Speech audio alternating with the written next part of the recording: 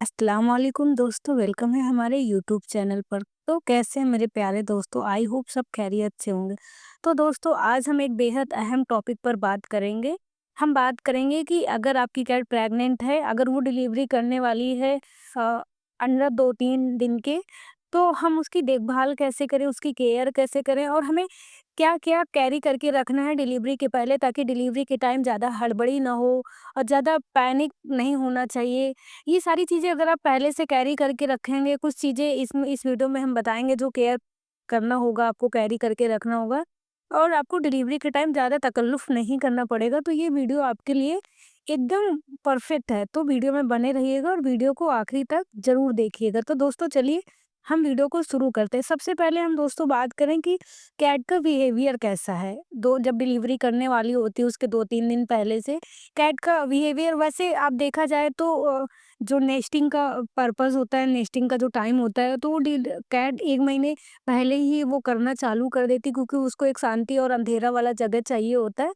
तो ये वाला वो तो पहले से ही करने लगती है। नेस्टिंग बिहेवियर जो मैं बात करने वाली हूँ कि जब कैट डिलीवरी के वक्त करीब धीरे धीरे आता जाता है, तो आपकी जो कैट होगी वो सुकून वाली जगह तलाश करती है, जैसे जहाँ एक कोना होगा, अंधेरा होगा, या अलमारी के नीचे होगा, या आपका बेड होगा, बेड के नीचे उसने कोशिश करेगी जहाँ एकदम शांत वाला माहौल होगा।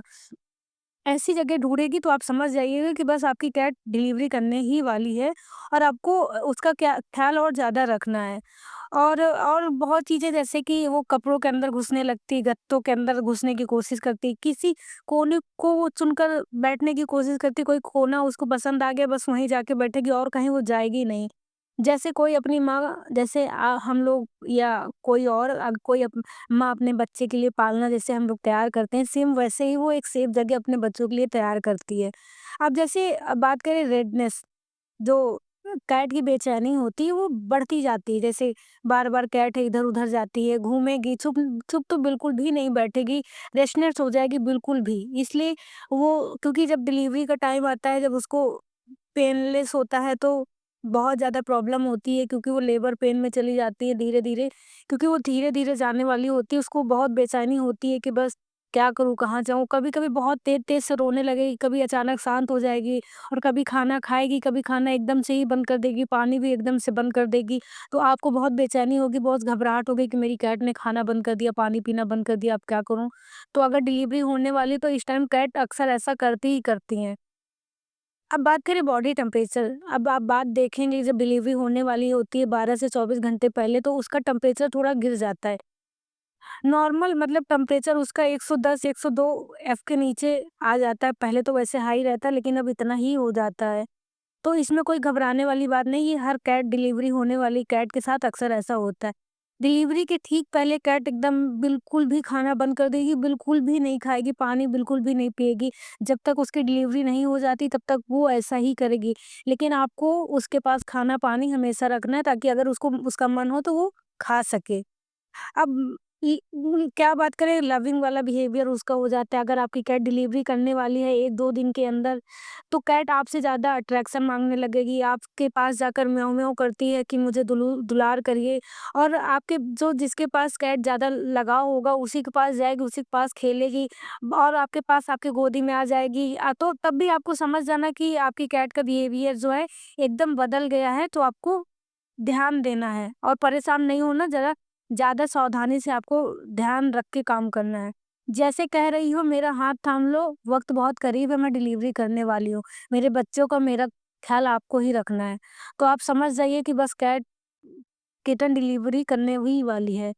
अब बात करें, जब उसका कॉन्ट्रैक्शंस चालू हो जाते हैं, तो आपको क्या करना है, पेट में हल्की-हल्की झटके आने चालू हो जाते हैं, तो उनके पे जो कैट का पेट है आराम-आराम, स्लोली-स्लोली सहराएँ, उसको प्यार दें, एकदम नॉर्मली आपको लगेगा कि उसको पता है ये सब करेंगे ना तो उसको बहुत आराम मिलेगा, बहुत सुकून मिलेगा, तभी वो आपके पास आती है, उसको आराम से उसको सहलाएँ, उसके पेट को सहलाएँ, उसके सर के पास सहलाएँ, उसे प्यार दें, तो उसको बहुत आराम मिलता है।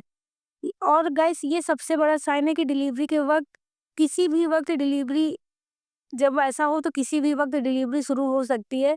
अगर आपको हल्के-हल्के, आप देखेंगे आपकी जो कैट है उसके पर्सनल पार्ट से व्हाइट कलर का डिस्चार्ज होने लगता है, तो उससे आपको पता अंदाज़ा लग जाएगा। अगर रेगुलर बेस में हो रहा है और लगातार होता जा रहा है, तो आप समझ जाइएगा कि आपकी कैट की डिलीवरी बहुत नज़दीक आ गई है और इससे 100% डिलीवरी होने वाली है। तो आप अब इससे भी आप अंदाज़ा लगा सकते हैं कि आपकी कैट की डिलीवरी होने वाली है 1-2 दिन में ही।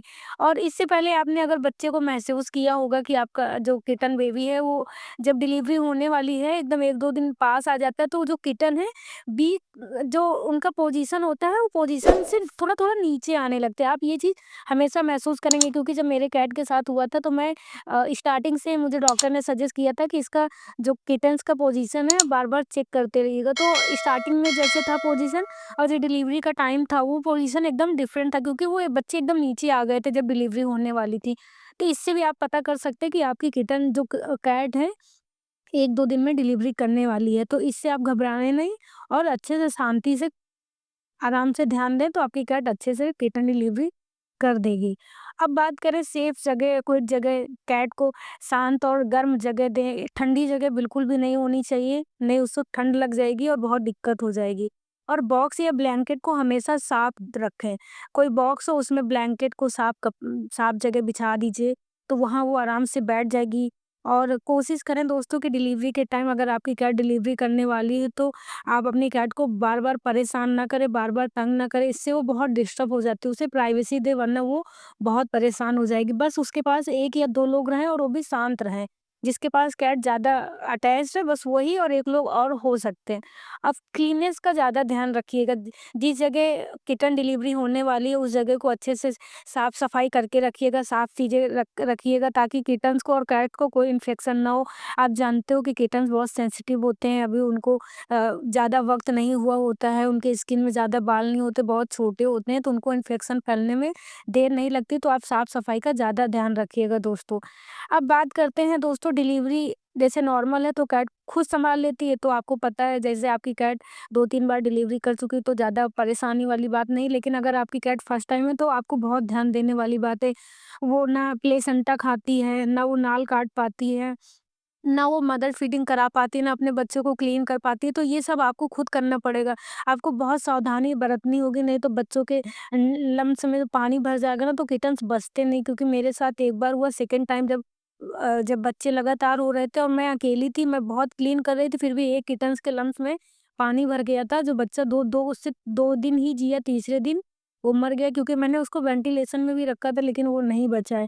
तो आप ये लापरवाही ना करें, जल्दी-जल्दी उसको साफ करिएगा और मुँह से उसको फूँक दीजिएगा, ताकि उसके नाक में और मुँह में पानी बिल्कुल भी ना जा सके। तो आप ये चीज़ ज़रूर ध्यान दीजिएगा।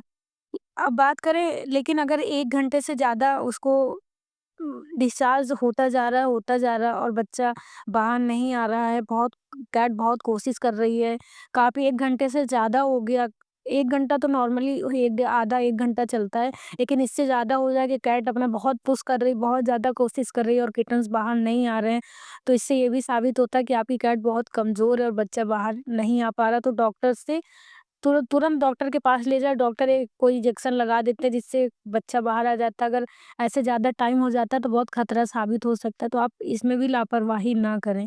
अब जैसे किटन डिलीवरी हो गए तो आप किटन्स को कैसे हैंडल करें, उसे खुद से अच्छे से साफ करें, हैंकी ले लें या नैपकिन ले लें, अच्छे से साफ करें। और आपकी कैट है जो अगर नहीं साफ-सफाई कर रही है, तो आप खुद से किटन्स की साफ-सफाई करें और उनको फूँक के गरम गरम जगह रखें, ज़्यादा ठंडी जगह ना हो, क्योंकि बच्चे बहुत सेंसिटिव होते हैं, उनको गरम जगह चाहिए होती, ज़्यादा गरम भी ना हो और ज़्यादा ठंडा भी ना हो। आप इस चीज़ का ज़्यादा ध्यान दीजिएगा। और दोस्तों, कैट की डिलीवरी के बाद अगर कैट बहुत थक जाती है तो उसे पानी और हल्का-हल्का खाना दें।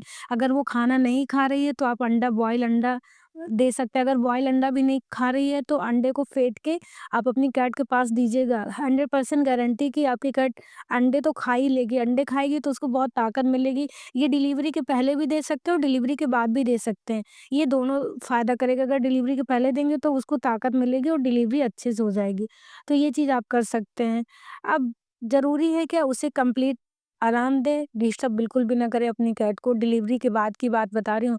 अगर डिलीवरी हो गई है तो कैट को आराम करने दें, डिस्टर्ब ना करें और न्यूट्रिशन वाला फूड दें, हाई प्रोटीन डाइट दें अपनी कैट को। उसको बॉइल्ड चिकन या फिश कुछ भी दें जिससे उसको मिल्क प्रोड्यूस हो और किटन अच्छे से मिल्क पी पाएँ, तो हाई प्रोटीन उसको खाना ज़रूर दीजिएगा।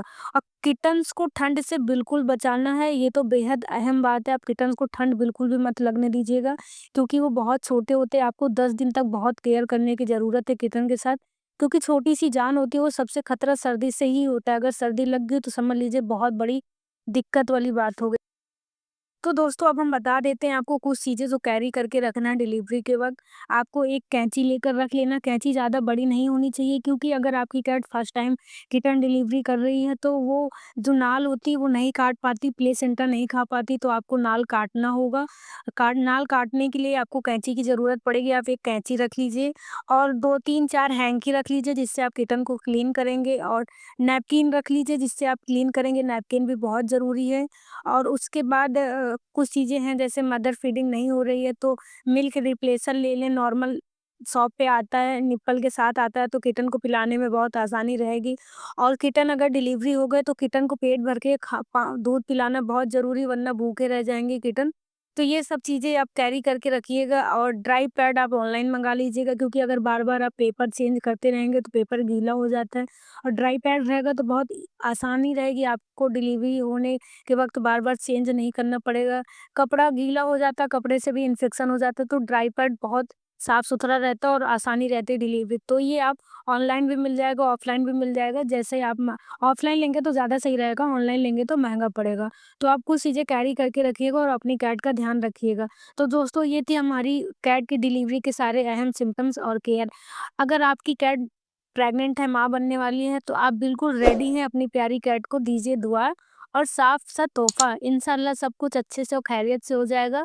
और अपनी किटन और कैट का अच्छे से ध्यान रखिएगा। अगर हमारा वीडियो पसंद आया हो तो प्लीज़ लाइक, शेयर, सब्सक्राइब करना बिल्कुल ना भूलें। और फिर मिलते हैं नेक्स्ट वीडियो में, तब तक के लिए बाय बाय गाइस, अल्लाह हाफ़िज़।